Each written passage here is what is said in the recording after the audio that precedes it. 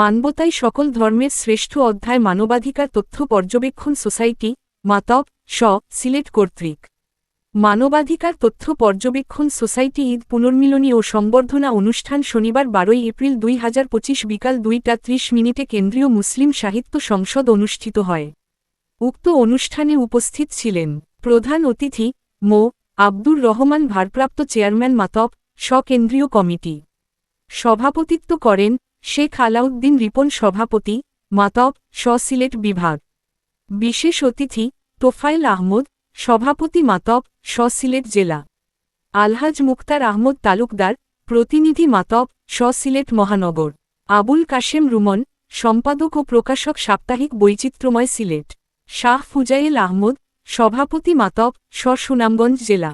ফকির মাহমুদা যুগ্ম প্রতিনিধি মাতব সিলেট জেলা।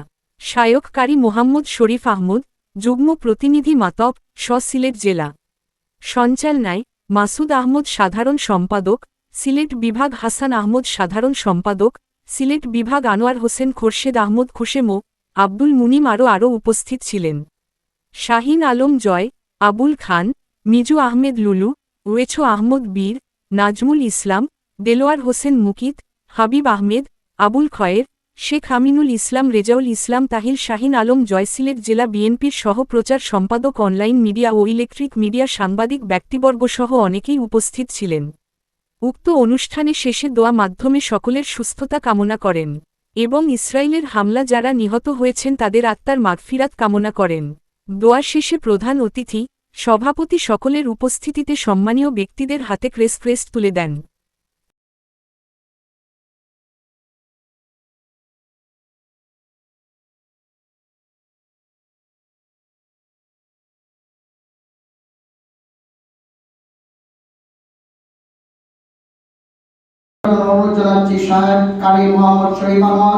স্কুলের ছাত্র, কলেজের ছাত্র, ইউনিভার্সিটি ছাত্র, যে কোনো ছাত্র পরীক্ষার জন্য নির্ধারিত সময় দেওয়া হয় 3 ঘন্টা। আমরা সবাই জানি 3 ঘন্টার জন্য তাকে সময় দেওয়া হয়। এই 3টা ঘন্টা সময় তার প্রাপ্য।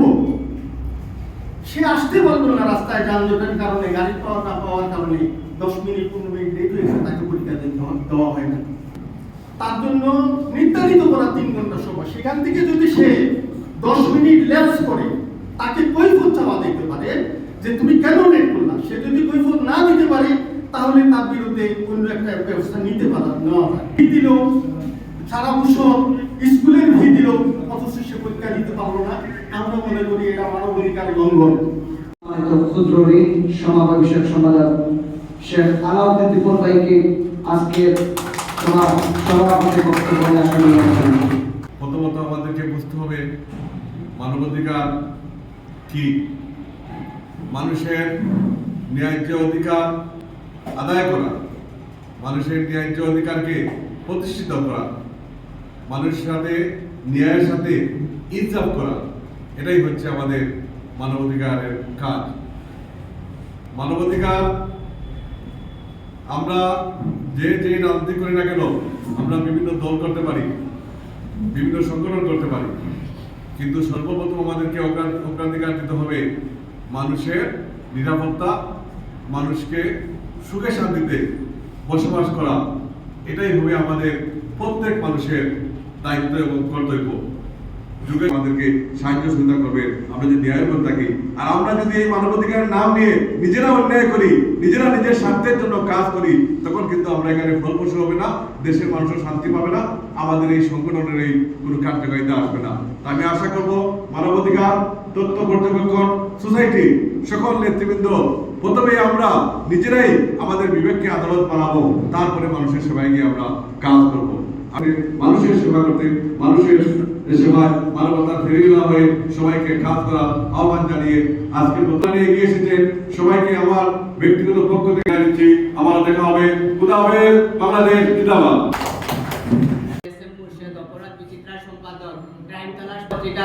প্রত্যেকে আমাকে সহযোগিতা করেছেন। সিলেটের অনেক আজকে বিভিন্ন সামাজিক সংগঠন গড়ে উঠেছে বিশ্বের আনাচে কানাচে। মানবাধিকার তথ্য পর্যবেক্ষণ সোসাইটির মাধ্যমে আমরা সুনামগঞ্জ জেলায় পরিচিত সাংবাদিক, মানবাধিকার প্রতিদিন পত্রিকার, একটি জাতীয় পত্রিকার। আসসালামু আলাইকুম। আমি